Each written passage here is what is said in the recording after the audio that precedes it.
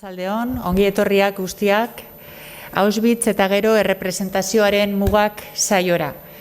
Lehenik eta behin eskerrak eman, Koldo Mitxelenari eta bereziki Patxi Presari gonbidapenagatik, benetan plazerra da zuekin saio hau partekatzea eta bereziki Katixa Agirreri gurera etortzeagatik gaur arratsaldean. Historia da memoriaren bidea, baina hitzaz haratago, zilegi alda holokaustoaren gaineko fikzioa egitea. Saiora ekarri dugu gaur Katixa Agirre galdera honi aurre egiteko. Katixa ez da historialaria, baina holokaustoa gizarteriaren krisi humanitario guztiak bezala, ez da historiaren patrimonio esklusiboa. Idazleek, sortzaileek, badute zeresanik holokaustoaren errepresentazioan. Bigarren mundu gerran gertatutakoa nola errepresentatu izan dute artistek. Errepresentazio horiek nolakoak izan dira eta nola joan dira aldatzen. Hasiera batean isiltasuna egon zen, baina ondoren etapa desberdinak iragan dira. Gaur egun esbastika bat konsumo produktu izatera heltzeraino. Fikzioak banalizatu egiten ditu gertaera lazgarriak, biktimekiko errespetuz badaude jorratu beharko ez genituzkeen eremuak. Ikusiko duzutenez, Katixa Agirrek baditu tresnak eta baliabideak galdera hauei erantzuteko. 40 urte ditu eta dagoeneko hainbat frentetan egona delako. Lehenik, 23 urterekin, hasi zen kolaboratzaile gizara Diario de Noticias de Álava egunkarian, eta ordutik ezaguna egiten zaigu bere ahotsa Euskal Herriko medio gehienetan parte hartu duelako, egun Bulebar saioan egiten du parte Radio Euskadin. Beste frente bat da, ikusentzunezko komunikazioan doktore izatea. Alor horretako irakaslea baita egun Euskal Herriko Unibertsitatean, naiz eta eszedentzian dagoen orain momentu kreatibo edo literaturan erabat murgilduta dagoelako. Gainera, hirugarren frente bat literatura da noski. Idazle moduan produkzio itzela du. Errepaso bat egitearren aipatu nahi nituzke mugarri soil batzuk, baina gehiago daude. Bere ibilbidearen lehen bultzada 2007an kokatuko nuke. Elkarren argitaratu zuen Sua falta zaigu, ipuin bilduman. Handi gutxira, Habitat narrazio bilduma kaleratu zuen eta Bilboko 7 kale saria eskuratu horrengatik. 2015an bere lehen eleberria edo novela luzea kaleratzen du Atertu arte itxaron berriz elkarren eskutik. Hainbat sari eskuratzeaz gain, novela horrek nazioarteko ateak zabaldu zizkion, beste hizkuntza batzuetara zabaldu zutelarik, nazioarteko hainbat jaialdi eta hitzalditan parte hartuz. Bere azken novela 2018koa da. Amek ez dute. 7 hizkuntzetara itzulita dago orain arte. Eta orain zinemara adaptatzen ari da. Haur eta gazte literaturan ezagunak dira besteak beste Paularen 6. atzamarra, Ez naiz sirena bat eta zer, Patxikuren problemak, Amaia Lapitz, seria, eta guztiak elkarren argitaletxaren eskutik eginak. Eta hori dena gutxi balditz, azken frente bat, Amatasuna. Zertan ari da orain Katixa Agirre? Esan dugunez, unibertsitateko eszedentzia hartuta, prozesu sortzaile bete-betean dago. Erdibidean dauka novela bat helduentzako, zientzia fikzioaren ildotik, etorkizun hurbilean kokatzen dena, ez dena toki ez txarra ez ona, COVIDaren ondorioak, da euska aztergai, hori dauka momentuan, buruan, Katixak, eta bere prozesu kreatibo horren erdian, eten bat egin du gaur, ona etortzeko, gure gana etortzeko, beste mundu batean murgilduko gaituelako. Eskerrik asko, benetan bihotzez, Katixa, gurekin egoteagatik. Zurea da hitza. Mi esker, zuri, Itziar, eta ona etorri zareten hori udako lehen egun honetan, lehena da gaur ez, edo atzo, horrelako gai deseroso, lazgarri, terrible batean murgiltzera. Suposatzen dut euriak ere baduela zerikusia, eta egun eguzkitsua egokitu izan balitz, danok, ni ez, ni hemen egongo nintzateke berdin, baina zuek agian ondartzan. Beraz eguzkiari, edo lainoei, hobe esan da, eskerrak ere eman behar dizkiot, bai, zuei ematearekin batera. Esan dut gai deseroso batean, edo lazgarri o terrible batean murgildu behar naizela, eta hori izan daiteke Auschwitz metonimia moduan, edo izan daiteke irtenbide finala, nazien eufemismoa erabiltzeagatik, edo izan daiteke holokaustoa, edo Shoa, ez? Hebreeraz erabiltzen den hitz hori. Baina egia esan da, ez da hori izango, ondo entzuten da, edo joan eta etorri, bai? Ez da hori berez izango nire gaia, tituluak dioen bezala, ez baitut horren inguruan hitz egingo, baizik eta horren inguruko errepresentazio ez, ezta? Eta gian, hasi baino lehen, apunte teoriko txiki bat ikus dadin irakaslea naizela, errepresentazioa zer den, ezta? Edo zertaz ari naizen kasu honetan errepresentazioaz ari naizenean. Zeri esaten zaio errepresentazioa? Errealitatearen ordezkapen bati, bai? Errealitatea da gauza bat oso ez dakit zer esan, errealitatea Nabokov esaten zuen beti kakotxartean idatzi berzela, ez?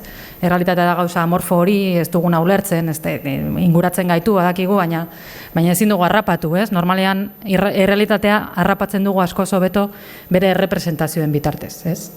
Zer da errepresentazioa? Hitz bat errepresentazioa da, bai? Nik esatu dut maila, eta errealitate bat ordezkatzen ari naiz. Badakit mailak existitzen direla errealitatean, baina egian errazago komunikatzen ditut errepresentazioaren bitartez, ezta? Maila, hitza, esanez. Errepresentazioa da, gure kasura ekarrita, eta ona ekarrita, holokaustaren inguruan egin diren liburuak, pelikulak, eta bestelako artelanak ere bai, baina ni batez ere nire historiagatik eta nire zaletasunengatik zentratuko naiz bi hoietan. Literatura eta batez ere zineman, ezta? Nola errepresentatu den historian zehar gai hau. Zer nolako ibilbidea egin duen errepresentazio mota honek, bai? Eta baita ere zer nolako eztabaidak piztu diren gai honen inguruan. Hori baita agian interesgarriena, ezta? Pentsatzen hasten direnean, holokaustoa gertatu edo Bigarren Mundu Gerra amaitu eta berehala pentsatzen hasten direnean, hau kontatuko da pelikula batean, hau kontatuko da novela batean, eztabaida sekulakoa pizten da. Gaur egun ez da hala, badakigu ja ez dagoela eztabaida hori, noski egin daitezkela holokaustoaren inguruko pelikulak, eta askotxo ikusi ditugu, bai? Baina bere garai, bere momentuan, eztabaida sekulakoa izan zen, hamarkadak iraun zuen eztabaida, eta gaur egun oraindik ere mantentzen dena nolabait, zentzu batean, bai? Eta holokaustoaren gaia oraindik ez da gai lasaitasunez hartu daitekeena eta edo zer gauza zilegi dela pentsatuta, baizik eta beti hainbeste sentimendu, hainbeste gauza lazgarri esan dudan bezala daude tartean, hainbeste sensibilidade jokoan, oraindik ere tentuz hartzen den gaia dela, ez? Orduan, gaur ona planteatzera natorren hausnarketa edo egingo dugun bidea horren ingurukoa izango da. Zer nolako tabuak egon diren, gai hau jorratzerako orduan, errepresentatzerako orduan, eta baita ere azkenean bide hori edo historia hori da tabu horiek nola eroriz joan diren edo erorketa horren historia bat, ez? Ze geroz eta, denboraren poderioz, normala den moduan, geroz eta modu irekiagoan joan da egiten, eta tabu horiek geroz eta ahulagoak bihurtzen joan dira, ez? Baina, hasierara jotzen badugu, hau ez da bil, bai, hasierara jotzen badugu, eta hasierararekin esan nahi dut, hau gertatu, eta hau esaten dudanean, Auschwitz irtenbide finala, hori guztia, holokaustoa, eta hau gertatuta gero, ematen du, autua dala isiltasuna. Hau ezin da errepresentatu, eta honi buruz ezin da hitz egin, bai? Hau, hala da, bai errepresentazioen historioa begiratzen badugu, rastreatzen badugu, egia da, nahiko egia da, ez dela asko jorratzen, ez dela asko errepresentatzen, pixka bat baien, baina gutxi, eta arrakasta gutxirekin. Eta hau egia da ere eztabaidaren aldetik. Eztabaida intelektual badago, eta pentsalari judu asko hasten dira honen inguruan pentsatzen, eta gehienak bat datoz, hau ezin dela errepresentatu.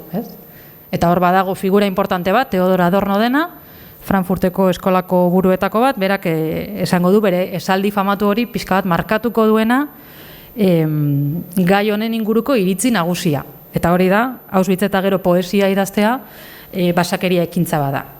Berak esango du hau, eta beste antzeko gauzak, adibidez Auschwitz ondorengo kultura oro zaborra da. Eta bueno, ideia hauen inguruan egon zen bere bizitza osoan zehar, geroz eta ñabardura gehiagorekin noski, denborak aurrera egina ahala. Baina bai markatzen duela pixka bat intelektual juduen iritzi orokorra. Eta hori da, gai hau aparteko gaia da, berezia da, ezin da tratatu beste guztiak bezala. Eta ezin dugu onartu, honen inguruko poema bat egitea, beste edozer gauza bati buruz egiten den bezala. Ezin dugu onartu, honen inguruko historiotxo bat kontatzea, beste edozer gauzari buruz hitz egiten den, edo kontatzen den bezala. Eta hor badaude bestelako intelektual garai horretakoa, garaia esan edut 40-50 hamarkadan, isiltasunaren garai hori. Adibidez, George Steiner kritikariak, literatur kritikariak, esango zuen Auschwitzeko mundua hizkuntzatik edo hitzatik harago dago. Arrazoitik harago dagoen bezala. Eta hitz egin ezin denaz hitz egiten bada, hizkuntza bera arriskuan jartzen da. Hau esango du. Irving Howe kritikariak antzeko gauza. Bueno, ja ez du esaten ezin dela hitz egin, baina esaten du shoaren errepresentazioak gaia nolabait otzandu dezake, edo domestikatu dezake, edo jasangarriago bihurtu. Bere lazgarritasun hori ezin da harrapatu errepresentazio batean. Beraz, errepresentatu egiten badugu, nahita nahiez apaldu egiten dugu. Eta kentzen diogu dimentsio terrible hori, edo pixka bat kentzen diogu. Eta hori agian ez da desiragarria, hori da bere iritzia. Saul Friedlanderrek, historialariak, antzeko gauza bat esango du. Esango du, holokaustoa muturreko gertakaria da, eta ezin da, muturrekoa denez, apartekoa inoiz gertatu ez dena, eta salbuespen bat denez, ezin da modu tradizionalean errepresentatu. Ez du esaten ezin da errepresentatu, baina bai beste bide batzuk bilatu beharko liratekela, hau, hain berezia dena, hain apartekoa, errepresentatu nahiko bagenu. Eta gero ja, azken aipua ekarriko dizuet, Elie Wieselena, hau da, holokaustoaren pedagogia eta divulgazioa gehien egin izan zuena Estatu Batuetan. Honek ja ez du esaten ezin denik errepresentatu, baina bai fikzioaren kontrako alegatu bat egiten du. Ez zaio ondo iruditzen, ez zaio zilegi iruditzen, imaginazioa erabiltzea biktimen tokian jartzeko. Biktimek hitz egin dezakete, biktimek beren historioa errepresentatu dezakete, baina beste norbaitek egitea, hau bizi izan ez duenak hau egitea, imaginazioaren bitartez biktima baten tokian jartzea, ez zaio zilegi iruditzen. Eta beraz, bere iritziz ezin da Auschwitzi buruzko nobelarik egin. Auschwitzekin fikzioa egitea horroreari dimentsio estetiko bat eskaintzea delako. Eta hau da gai bat bai askotan oraindik ere agertzen dela, esaten denean nazien pelikuletan naziak ze elegante ateratzen diren, ez? Nolabait, bai, naziak igual ikusiko ditugu sekulako barrabaskeriak egiten, baina beren uniforme eleganteekin, rubio platino, begi urdinak eta zera hori, ez? Nolabait imaginarioan ere, ari garela elikatzen nazi elegante, sofistikatu eta bar horren klitxea, ez? Adibidez. Eta hor ikusten du berak arrisku bat. Beraz, lehenengo urte horiek, lehenengo markada horiek, erramaituta berehala, 40ko hamarkada, 50ko hamarkada, pixka bada isiltasunaren garaia, ez? Eta isiltasuna bada kritikari hauen edo pentsalari judutar hauen hitzetan ikusten den bezala aukera moral bat, ez dugu hitz egingo ezin delako eta hitz egitea okerragoa da. Baina badaude beste arrazoi asko ere isiltasun honetarako, eta bat da trauma, handik bizirik atera direnak, superviviente horiek, gehienek ez dute hitz egiten ezin dutelako hitz egin, trauma hain da handia, isiltasuna baino ez daukatela aukeran. Bai? Gainera badago ere, nola gertatu zaien, hain dagoen gertatzen den, edo gauza arruntetatik hain kanpo dago, badagoela ere, beldurra, kontatzen badute gertatutakoa ez dietela sinestuko. Adibidez, Primo Levik kontatzen du, amesgaizto hori zeukala, Auschwitzen zegoenean, amesgaiztoak zituen, bueltatzen zela etxera, Italiara, ama eta arrebarekin topo egin, hasten zitzaien kontatzen gertatutakoa, eta haiek ezin sinestuta bizkarra ematen zioten, eta ez zioten entzun nahi, ez? Orduan baita ere, isiltasuna, sinestuko enauten beldurrez. Han egon ez denak ezin du sinetxi, ezin du ulertu, ezin hau konprenitu beraz, hobe dut isilik geratu. Bai? Dena den badaude, salbuespen batzuk, lehenengo urte horietan, 40ko hamarkada zari naiz oraindik ere. Bai? Hauetako batzuk oso ezagunak dira egun.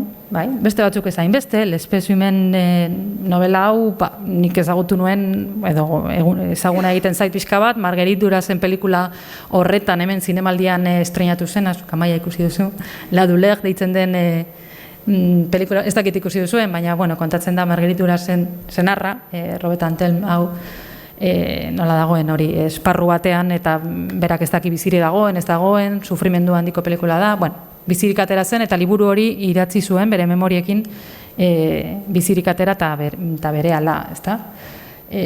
Paul Celanen poesia liburu bat ere badago hor, baina justo Paul Celanen poema horiek irakurrita Adorno hori bururatu zitzaion esatea Auschwitz eta gero poesia idaztea basakeria ekintza bada. Beraz, etzen oso ondo hartua izan.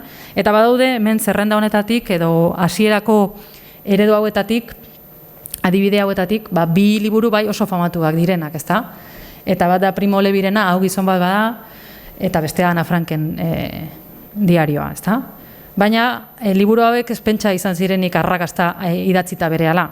Bai? Urteak behar izan zituzten arrakasta lortzeko. Primo Levik ez zuen lortu berak nahi zuen argitaletxean argitaratzea, eta 10 urte itxaron behar izan zituen benetako argitalpen non bat izateko, eta zabalpena izateko, eta hor hasi zen bere fama, 50ko hamarkadan, ez?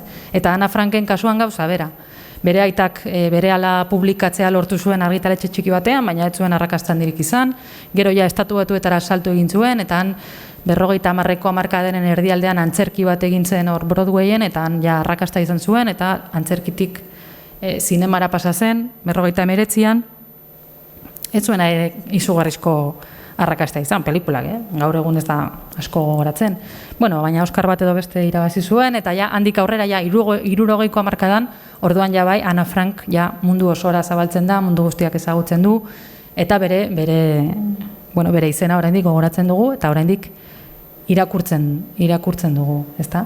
Baina etzen hala izan 40ko hamarkada horretan. Beraz, naiz eta salbuespen batzuk egon badauden, ikusten dugu isiltasunaren aukera hori praktikan ere betetzen dela. Urte horiek nahiko ilunpetan daudela oraindik, bai?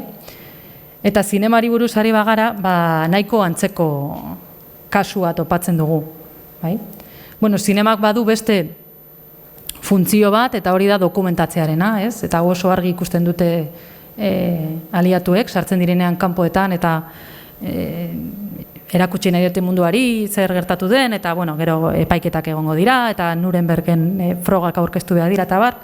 Eta beraz bai ematen zaiola zinemari garrantzi handia, baina ez hainbeste artistikoa edo representazioaren ikuspuntutik, baizik eta testimonio hori izateko frogak biltzeko, ez? Hau zer izan zen, nola bizi zen jendean, edo nola hiltzen zen jendean, hobe esan da, ez? Eta orduan badago gaur egun oraindik irakasten den, dokumentalen historian dagoen dokumental bat, eta hori da oso izen esplizito daukan Nazi concentration camps, hemengo zikloan erakutsi dena, ez da?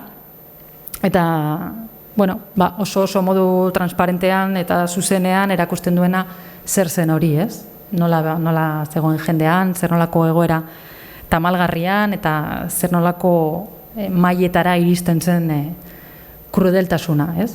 Baina beti ere, asmo horrekin, kamarak ematen digulako testigantza fidela edo behintzat fama hori dauka, ezta, irudiak.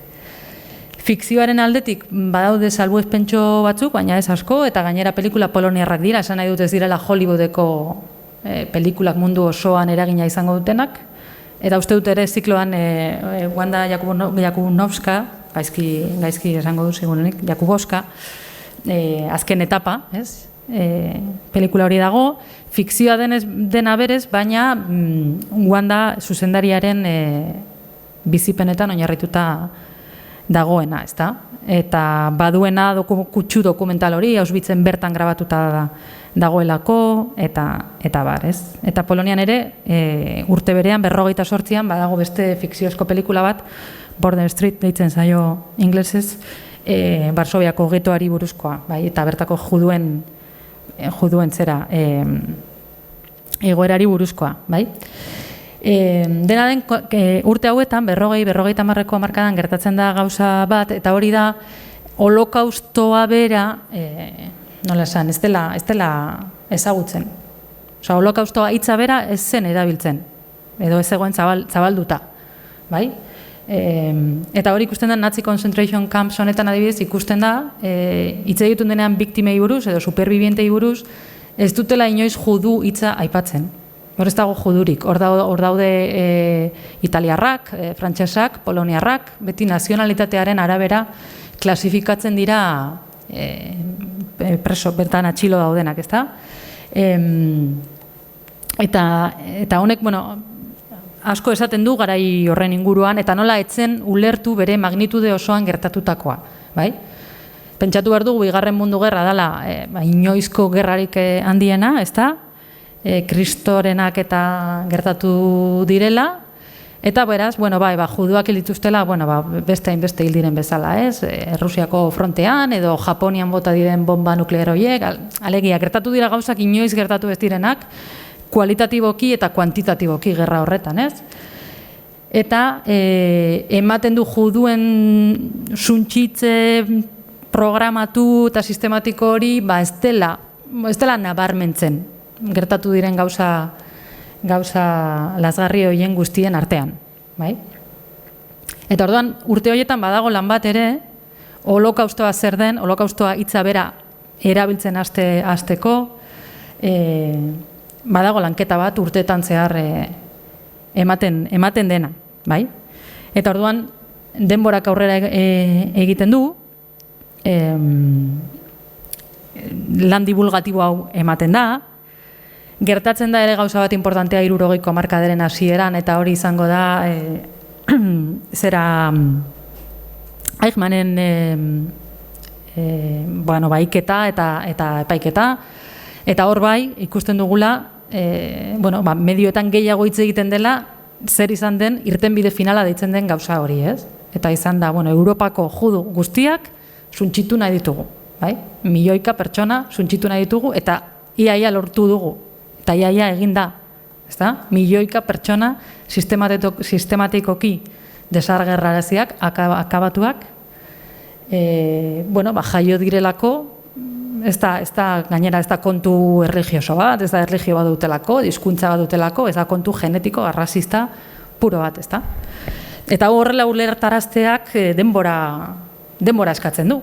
Gainera beste gai bat dago, eta hori da antisemitismoarena, ez da erosoa esatea, existitzen deni, baina existitzen da. Eta beraz, juduei gertatzen zaiena, zenbait tokitan, zenbait zirkulotan, agian ez da importantea, agian esageratzen ari dira, agian, beti antisemitismoaren edo antisemitismoarekin lotuta dauden aurre iritzi horiek, hor daude, ezta? Esan bezala, denbora igarotzen da, eta horrek ere eragiten du mutu egon diren horiek hitz egiten hasten direla, bai? Hori da Jorge Semprunen kasua adibidez, gerora Espainiako kultura ministroa izan zena eta Buchenwalden egon zena, berak esan zuen lehenengo urtetan ezin zuen hitz egin, bai? Ez hitz egitea, honen inguruan ez hitz egitea da bizirauteko modu bakarra. Baina amnesia selektibo honek ere prezio bat ordainarazten dizu eta azkenean hitz egin behar duzu, ez? Eta berak 60ko hamarkadan publikatu zuen esperientzia hauen inguruko bere liburua, Le Grand Voyage, El Largo Viaje, memoria liburu hori, ez?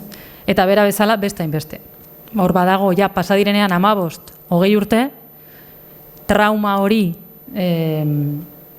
superatzeko modua, bada hitz egiten hastea, memoriak idaztea, eta hor bai, bum txiki badagoela, honen inguruan, ez? Eta ja, arazoaren edo gertakariaren dimentsioa ulertarazten hasten da. Bai. Beraz, 70ko hamarkada ja prest dago, nolabait mundua ja prest dago, honen inguruko fikzioa egiteko. Baina hemen bai sortzen dela benetako debate bat, ez? Ze gauza bada, esan bezala, testimonioa, nian egon naiz eta nire biktima estatusetik eta nire esperientziatik kontatzen dut, eta beraz, hori gutxi gora bera errespetatzen da. Baina beste gauza bada, zuzendari batek esatea, nik egingo dut pelikula bat, eta kontratatuko ditut aktore hauek, eta honi jarriko diot nazi uniformea, eta honi jarriko diote judu mozorroa, eta benga, egin dezatela antzerkia, ez? Hori beste gauza bada, hori beste pauso bada. Baina, ikusi zen moduan, oso arrakastatsu suertatu zen, bai? Eta Estatu Batuetan badago inflexio puntu bat, holokaustoaren inguruko errepresentazioari dagokionez. De hecho, holokausto hitza bera ere maigaineratu zuena eta popularizatu zuena, eta ja denok dakigu zer den, bai? Eta hori da Holocaust deitzen den miniserie bat. Estatu Batuetako telebista batek, NBCk, egin zuena 1978an, bai? Zer gertatzen da miniserie honekin, kristoren arrakasta lortzen duel. Dauka xer bat, telebista ikusten ari diren guztien artean, 50% ari da telesalau ikusten.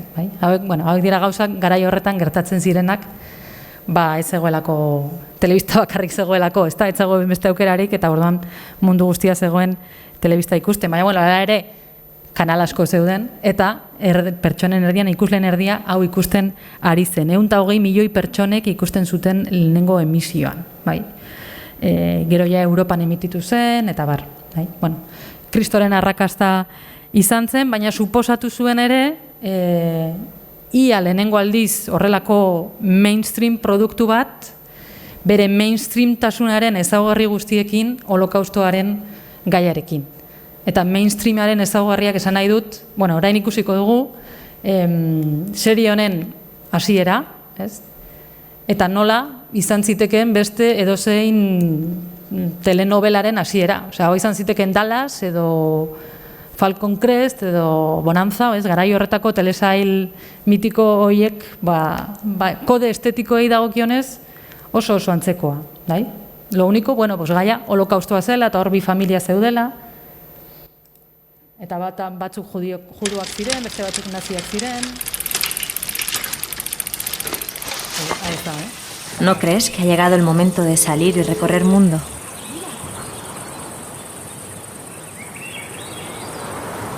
Este verano.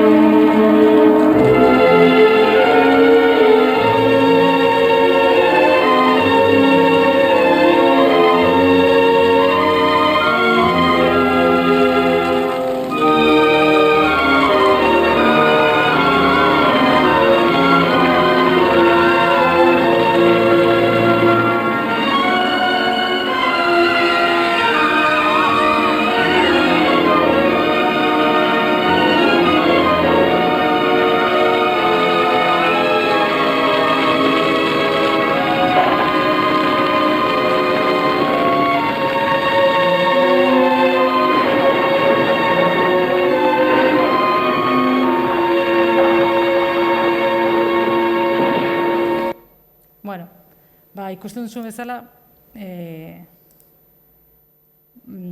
aurkezteko modua da garai horretako edozein telesaiek egingo lukeena, ez? Hor agertzen dira aktoreak, bere izenarekin, aktoreen izena eta pertsonaiaren izena, musika bat propio sortu da sentimendu batzuk pizteko, bai? Beraz, hemen ikusten dugu ja holokaustoaren gaia hartu dela eta sartu dela mainstream produktu hoien kate batean, bai? Eta egiten dela beste edozein gaiari buruz egingo litzateke bezala. Alegia, aurreko aipu hoietako batean esaten zenaren kontra, ez? Holokaustoa hain da muturreko gertakaria ezin dena modu tradizionalean errepresentatu, bai, egin alda, eta gainera arrakasta handiz, bai? Eta gaur egun ikusita igual ez gaitu gehiegi harritzen. Baina momentu horretan bai ulertzen dut, zergatik intelektual batzuentzat batez ere, hau izan zen olako anatema bat ia, ezta? Azken finean, errepresentazioa eta fikzioa egiten dugunean, egiten den gauza bat beti da manipulatzea, ez? Ez dut manipulatzea esaten konnotazio txarrarekin, baizik eta literalki, ez? Gauzak manipulatu behar dira. Esan dut errepresentazioa errealitatearen ordezkapen bat zela, baina errepresentazioa ere errealitatearen gauza batzuen aukeraketa da, eta beste gauza batzuk kanpo geratzen dira. Orduan hemen aukeratzen dira gauza batzuk, eta hoiekin kontatzen da historia, baina kanpo geratu dira beste pilo bat. Eta hau da konstante bat, holokaustoaren fikzioaren inguruan, sortu da imaginario bat, eta sortu dira zeinu batzuk, semiotikoak jartzen bagara, zeinu batzuk erabiliko direnak, ez? Eta hori da esbastika lan esan dugun bezala, ez? Bihurtu dela produktu bat, gure imaginarioan zentzu bat daukana, edo pijama amarraduna, ez? Beste bat. Edo kanpoen sarrera, ez? Arbeit macht frei, esaldi horrekin. Eta, lau bost gauza daude, guretzat ja, esan nahi dutenak, hau. Baina hau deitzen dugun hori, Auschwitz irtenbide finala, edo nahi duzuen bezala, askoz gehiago da. Baina guk, horrekin harremana izan alizateko, nola gu ez garenan izan, guk behar dugu sistema semiotiko hau, lau bost irudiekin beti errepikatuko direnak, klitxe bihurtuko direnak, ulertzeko, ez? Edo honekin kontaktua izateko. Bai? Eta, hau da fikzioaren, orokorrean fikzioaren paradojetako bat, bai? Manipulatu egin behar dela. Manipulatu egin behar dela ulertarazteko, bai? Lehen esan dut, errealitateak akotxen artean idatzi behar dugu. Errealitatea da gauza bat ezin dena ulertu. Eta paradogikoki behar dugu fikzioa, azkenean gezurra, behar dugu ipuintxo bat, errealitatea ulertzeko. Bai? Ze zuek pentsatu bestela, zuen egunerokoan, zerekin emozionatzen zarete gehiago. Novela bat irakurtzen badakizuena fikzioa dela, baina gertatzen dira hor kristorenak, ume bat hiltzen da, bere funeralean gaude, bai? Edo, esaten zaigula, ez dakit non bomba bat erori da, Gazan bomba bat erori da, eta bostume hil dira, ez? Bagian, negar gehiago egingo dugu novela hori irakurriz, funeral hori kontatzen zaigunean, fikziozkoa den, guk badakigu, baina sartuta gaude fikzio horretan, negar gehiago egingo dugu fikzio horrekin, eta ez, errealitatea dela dakigun zera horrekin, bai? Kontatzeko moduagatik da. Ze azken buruan berdin zaigu egia den edo ez. Kontatzeko modua da iristen zaiguna edo ez, bai? Eta askotan errealitateko gauzek behar dute fikzioaren filtroa, behar dute arketipoaren erabilera, behar dute dimentsio metaforiko bat, benetan gugana iristeko. Eta hau da paradoja bat, niri oso ederra iruditzen zaidana, eta magikoa, baina intelektual hauentzako, lehen aipatu ditu da noientzako, sakrilegioa zena, ia, ezta? Osea, zer, kontatu behar duzu historio bat, jarri behar duzu hemen aktore bat, eta esan behar duzu Heydrich zela, eta Meryl Streep kontratatu behar duzu juduarena egiteko, bai? Eta ezin zara emozionatu bestearekin, errealitatearekin, hala da, ez? Eta eskerrak fikzioa daukagula gauza hauek ulertzeko, bestela agian ez genuke inoiz ulertuko, ez? A ber, nola bueltatzen nahi zen orain? Hola da. Bueno, beraz, Holocaust izeneko telesaio honek hainbesteko arrakasta daukan, ja nolabait iturria zabaltzen dela, ez? Hemen Hollywoodi buruz ari naiz. Ja hasten dira, hori, holokaustoaren gaia, sartzen da bete-betean mainstreamaren, edo mainstream korronte horretan, ezta? Eta hurrengo urteetan, badaude pelikula batzuk oraindik ere asko gogoratzen direnak, adibidez Sophie's Choice, la decisión de Sophie, berez novela batean oinarrituta dagoena, Hollywooden hainbestetan gertatzen den bezala, ez? Baina ja fikzioaren pikoa nolabait, eta ja estandarra markatzen duen pelikula izango da Schindlerren zerrenda. Bai? Hori denok ikusiko zenuten pelikula hau, ezta? Spielbergen pelikularik prestigiotsuena dela esango nuke. 93. urtekoa, baina baita ere novela batean oinarrituta. Hamarkada bat lehenago idatzitako zera novela batean oinarrituta, bai? Esan dut Spielbergen pelikulari prestigiotsuena edo dela, bai? Gaur egun ala konsideratzen da, baina atera zuenean polemika kristorena izan zen. Nik hau nuen gogoratzen dut pelikula atera zenean, joan nintzen zinemarata dena, baina nuen gogoratzen edo enintzen konsiente izan zer nolako polemika sortu zen pelikula honekin, bai? Eta zein zen arrazoia, fikzioa egiten ari zela. Hori besterik etzen, alegia manipulatzen ari zela, bai? Baina fikzioa berez hori da, ez? Eta Spielbergi atera zitzaion etxai porrokatu bat, bere pelikularen kontra kristorenak esan zituenak, eta hori da Claude Lanzmann zinegile frantziarra, bai? Zeberak Hollywoodek fikzioaren bidea hartu zuen bezala, berak kontrako bidea jorratu nahi izan zuen, ez? Eta egon zen 11 urtez, 11, benetan 11, literalki 11, bere dokumental famatu hau errodatzen, Shoah, ezta?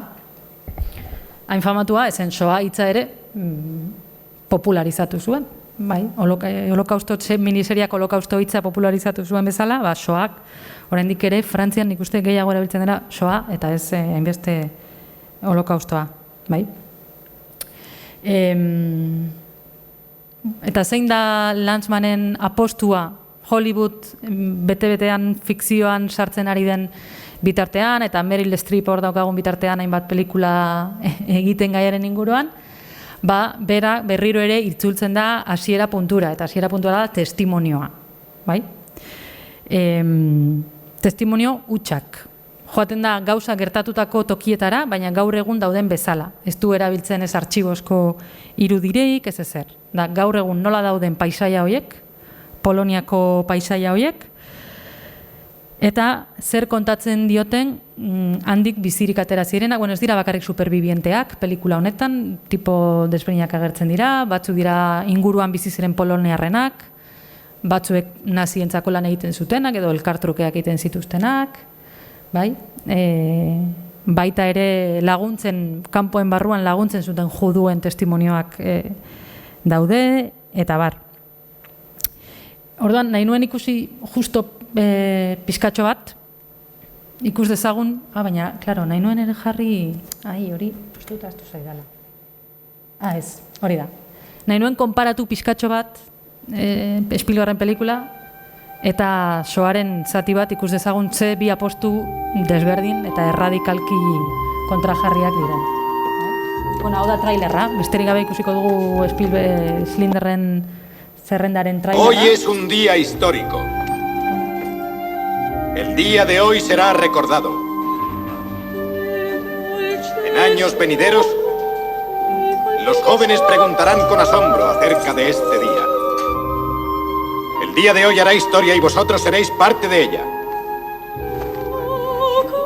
Hace 600 años, cuando en todas partes les culpaban de la peste negra, Casimiro el Grande, así le llamaban, invitó a los judíos a venir a Cracovia.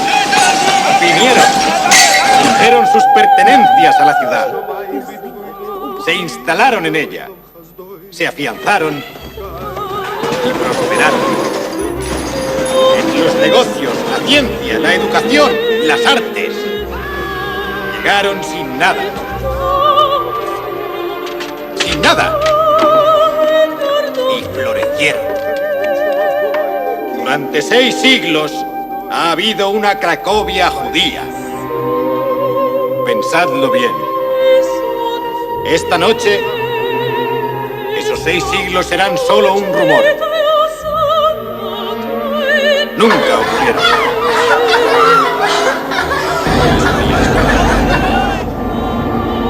Bueno, horrekin nahikoa da. Eta orain jarriko dizuet soaren zatitxo bat. Azkenean historio bera kontatzen ari da. Einmal sprachen sie von Malchemoes, also von den Todesengel. Die beiden Sachen konfrontierten sich diese Wörter. Plötzlich kam eine Stille zwischen den Menschen auf den Hof des Krematoriums.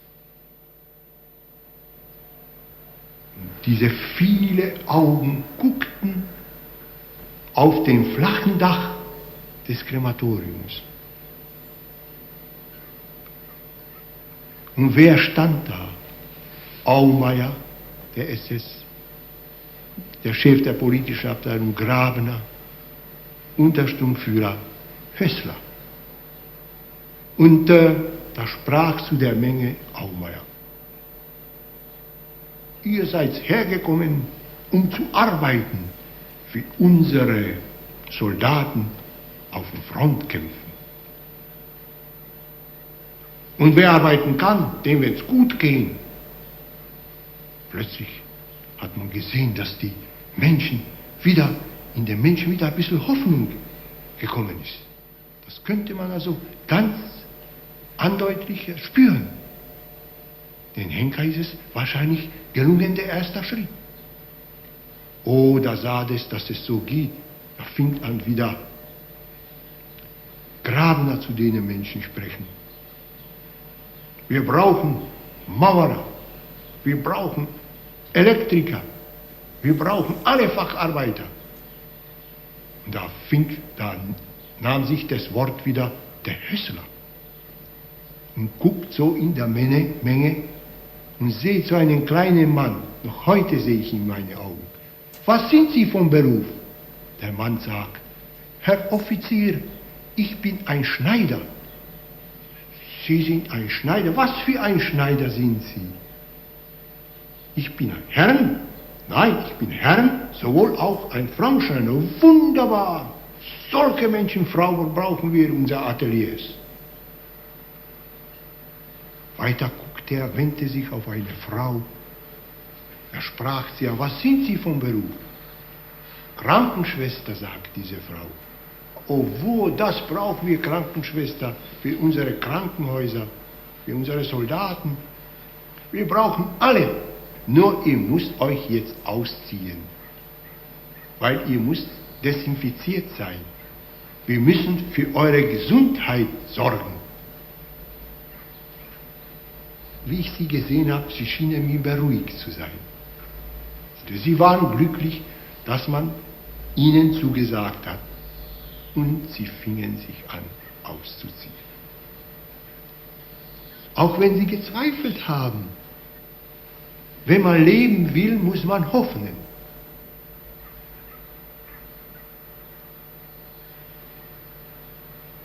Auf dem Hof waren die Kleider geblieben. Überall, so zerstreut. Aumeier erschien glänzend zufrieden über den, wie er das gemacht hat. Und er hat sich gewandt auf einige SS-Führer und hat denen gesagt: Seht ihr, so muss man es machen. Durch diese Maßnahmen hat man entwickelt eine weitere Sprung. Jetzt könnte man diese Kleider nämlich benutzen. Bueno, pasartetxo honetan kontatzen zaiguna askotan ikusi dugu fikzioan, ez? Da nola sarrarazten diren juduak gas kameretan, bai? Baina hemen Lanzmannek egiten duen apostua oso desberdina da. Eta konparatzen badugu Spielbergen trailerrarekin, ez dauka zer ikusirik, ez? Testimonio hutsarekin kontatzen da. Eta paisaia hutsak. Hor, han gertatu zen hori, baina orain dela 40 urte. Bai? Eta gaur egunekoa erakusten ari naiz. Beraz, zer geratzen zaizu zuri ikusentzule moduan, geratzen zaizu testimonio hori, eta zuk zeuk imaginatzea, ez? Hau da, Lanzmannen asmoa hori omen zen. Imaginazioa ez hiltzea. Nola hiltzen da imaginazioa? Bueno, errepresentazio esplizito batekin, zirudi inapelable batekin. Jartzen badizute jende multzo bat beraien pijama marradunarekin edo biluzik sartzen eta aniltzen, hori da. Zure imaginazioak ez dauka biderik beste nunbaitera jotzeko. Hori da eta punto, ez? Lanzmannen apostua beste bat izan zen. Testimonio hutsak eta norberak imaginatu dezala. Bai? A ber. Orduan, Spielbergen kontra oso bortitz mintzatu zen, melodrama kitsch bat zela esan zuen, Schindlerren zerrenda, fikzioaren bitartez trivializatzen zuela gaia, gainera aktoreak ere gaizki zeudela, porque zuten ematen esparru batean hainbat denbora pasatutakoak, ez? Oso guapoak eta ondo zeuden. Gainera kritikatu zion ere aleman baten, Schindler azkenean aleman bat zen, Polonian bizi zena, hor Krakowian fabrika bat zeukana, eta bera da heroia pelikula horretan gogoratzen baduzue, baina aleman bat da azken finean, ez da biktimaren ikuspuntutik kontatzen historia, ez? Eta, gero nazien uniforme elegantena ere aipatu zuen. Norbaitek interesa badu eta irakurri nahi badu artikulu osoa hemen dago linka, Schindler's List is an impossible story, dago, esan zituenak gogorat ikusi nahi badituzue, bai? Spielbergek nahiko ondo hartu zituen kritika hauek ematen du, erantzun egin zuen fundazio bat sortzen, SOA Foundation deitu zuena, justo pelikularen diru apurra, diru asko egin zuen pelikula horrekin, noski, baina diru hori aprobetxatuta, parte bat, superbibienteen testimonioak biltzeko, ez? Eta, munduan dagoen repositorio handiena testimonioekin Spielbergen fundazio honetan egin da. Beraz nolabait Spielbergek ere jarraitu nahi izan zuen Lanzmannen bidea, testimonioari pisua eman, baina egia da Spielbergen pelikula honek zabaldu zituela ateak eta edozein motatako pelikulak egiten hasi zirela holokaustoaren gaiarekin. Alegia, zinemaren historiak edo mainstreamak jarraitu zuela Spielbergen bidea eta ez Lanzmannen bidea, ezta? Baina, normala ere bada eta zine komertzialak bere arauak ditu noski, eta 9 ordutako dokumental bat testimonioekin bakarrik, ezin du arrakastandirik izan merkatu mailan, ezta? Beraz hori normala da. Baina fikzioarekin batera, tabu hori botatzearekin batera, beste tabu batzuk ere erortzen hasi ziren. Eta erori zen urrengo tabua, hau da, gerora Spielbergen pelikula eta gero etorri ziren beste hainbeste pelikula famatu, ez, holokaustoaren gaiarekin, gehienak oso ezagunak dira, batzuk Hollywoodekoak, beste batzuk europarrak, baina Hollywooden oskarizatuak, bai? Adibidez, El libro negro, Landak irabazi zuen Oskarra, edo pelikula hungariarra, El hijo de Saúl, Oskarra irabazi zuen ere, beraz nolabait mainstreamaren zigilua daukate denek. Urrengo tabua orduan, ikusten ari naiz, gehiagin luzatzen ari naizela, beraz, azkarrago hitz egingo dut orain. Urrengo tabua izango da umorearena, bai? Umorea erabili daiteke holokaustoaren gaia kontatzeko. Eta hemen badaude bi aurrekari oso argi, zinearen historian oso importanteak diren bi pelikula, eta hori da Chaplinen Diktadore handia pelikula, ezta?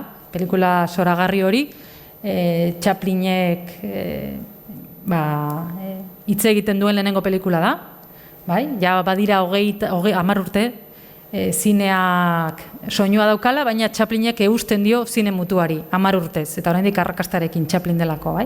Baina 40. urtean esaten du, egingo dut nire lehenengo tolkia, ez? Esaten zitzaien, nire lehenengo pelikula hitz egin da, eta izango da Hitlerren parodia bat egiteko, bai? Eta orduan, pelikula zoragarria da, ikusita izango duzu eta ez baduzue ikusi, eta oso humoretsua da, baina kontatzen zaigu ere, zer den zer diren bi diktadura horiek, ez, agertzen da Hitler izan daiteken bat, eta Mussolini izan daiteken beste bat, hori ikusten direnak, bai? Ze gertatzen da, pelikula hau eginda dagoela 40. urtean, bai? Oraindik ere irtenbide finala deitzen den hori gertatu ez denean, bai?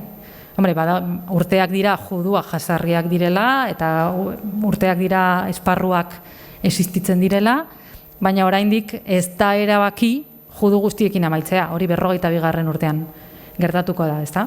Eta orduan Chaplinek bere memorietan esaten du jakin izan banu, benetan zer zen Hitler eta zer zen nazismoa, enuke gai hau horrela jorratuko, humorearekin, bai?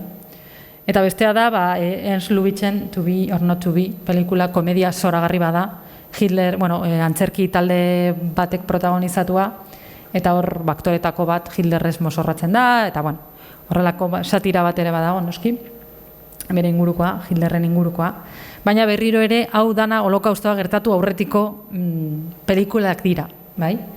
Eta horrek nolabait debateetik kanpo uzten ditu. Humorea egin daiteke, orduan ez genekien ez, bai. Eta gainera bi komedia zoragarri dira, eta zinaren historian oso prestigiotsuak, eta bai.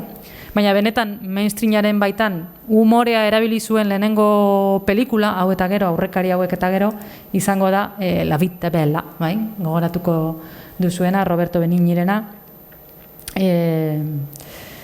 Komediaren hildotik edo komediaren bidetik aukeratu zuen judu italiarronen historia kontatzea, ez? Eta bere semearena. Gogoratuko duzue, bera judua da, eskonduta dago judua ez den neska batekin, seme bat daukate, eta alako batean esparru batera eramaten dute, eta bere familia berarekin doan, nolabait emazteak esaten duelako, ni ere eraman nazazu, ez?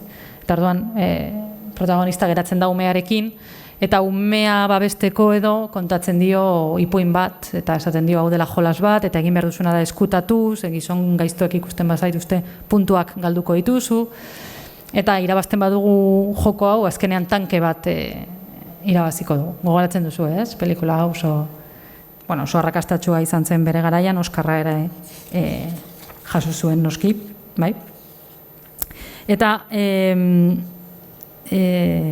nolabait, hain ondo dago pelikula egindan ikuste, eta hain sentsibilidade handiarekin, tabu hori ere erortarazi zuela, ez? Eta Schindlerren kontrako hainbat gauza esan zutenek, pelikula honen kontra ez zuten hainbeste esan. Kontrakoa, alde agertu ziren, ez? Eta Roberto Benignik, askotan defendatu behar izan zuen bere burua, baina oso ondo azaldu zuen, ezta? Esan zuen, hau ez da komedia bat, hau da pertsonai komiko baten historioa holokaustoan, bai? Baina ez digu aurrezten mingostasuna.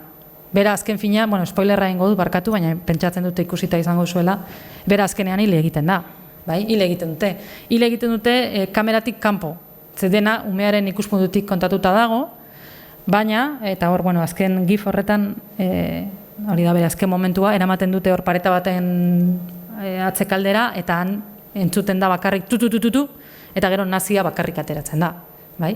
Beraz, ez zaigu aurrezten hile egiten dutela, ez zaigu aurrezten parte garratz hori, baina bai erakusten zaigu modu amable batean, ze umearen ikuspuntutik kontatuta dago, bai? Beraz, formaren kontua da, baina ez edukia kendu digutela, ez gertakariak otzandu dituztela, ez gertakaria hor dago, bera judua delako hildute, bai? Bera eta beste hainbat pertsona bere inguruan. Baina formaldetik, beste aukera bada kontatzea modu lateralago batean agian, ez? Ume batek ikusiko lukeen bezala edo ikusiko lukeen bezala. Eta hau lotzen dut urrengo tabuarekin, ez? Eta da infantilizazioaren gaia. Hau kontatu holokaustoaren historia ume batentzako istorio bezala, bai? Eta hor badago liburu oso bestseller bat, da hori pijama marradunaz jantzitako mutikoa, ez? 2006koa, eta handik gutxira egintzen pelikula ere, bai? Eta liburu hau bai izan zela oso kritikatua, ez baitu egiten La Vita Bellak egiten duena. Hemen bai aurrezten direla hainbat gauza, bai? Edo kontatzen diren gauzak ezin ziren horrela gertatu, bai?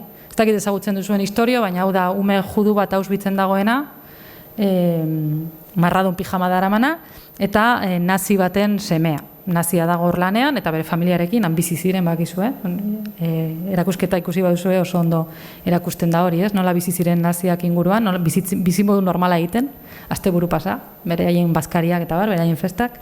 Bueno,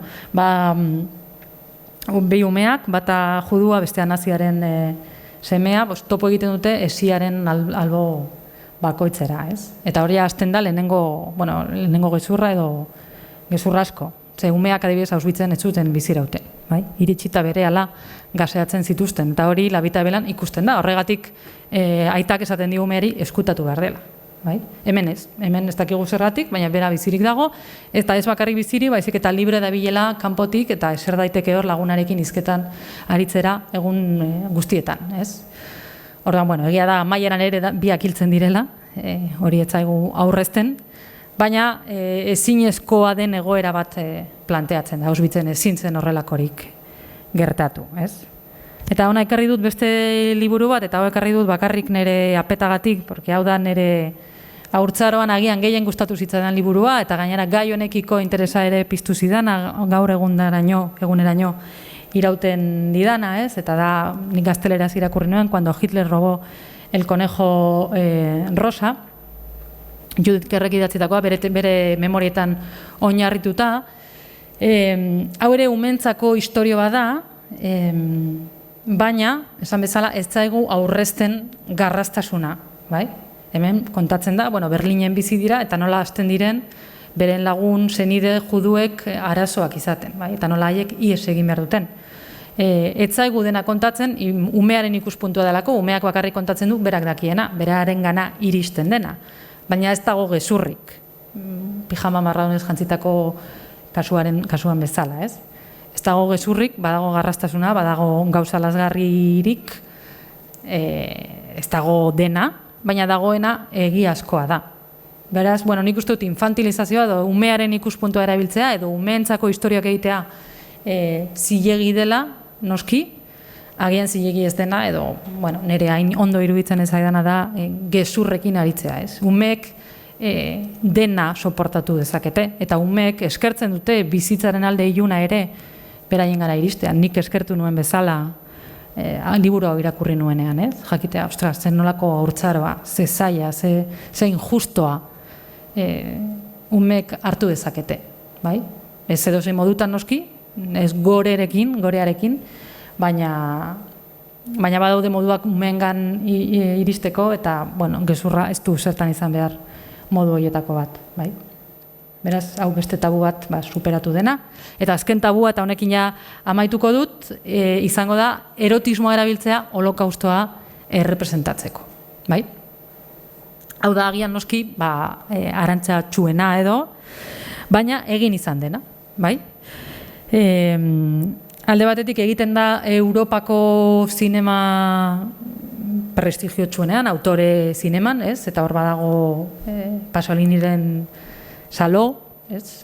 Zeinetan kontatzen dan horrelako istorio sadomasokista bat, Salo da, Italiako iparraldean nazien baitan geratu zen estatu titere hori, ez? Eta hor hartzen dira sekuestratu egiten dituzte hainbat gazte, beraiekin denetariko torturak, bortxaketak eta humilazio sexualak pairatu ditzaten, ezta? Eta beste pelikula importante bat gai honi dagokionez izango da The Night Porter, el portero de noche, bai? Hor ere sadomasokismoaren gaia hartzen da, gerra amaitu eta urte batzutara bat egiten dutelako hotel batean, nazi batek, orain porteroa dena hotel batean, Bienan, eta biktima bat, bai? Kanpoetako biktima bat. Beraien artean, egonda, dominazio sexualeko harreman bat, baina bihurtu dena sadomasokista nolabait emakumeak ere zer sentitzen duelako, bai? Orduan biktima berdugo rol horiek etengabeari dira aldatzen, gehiago orain aldian, ze orain naziaren bila dabiltza, nazi ehiztariak, ezta? Eta beraz, bera ere bihurtu da orain biktima, eta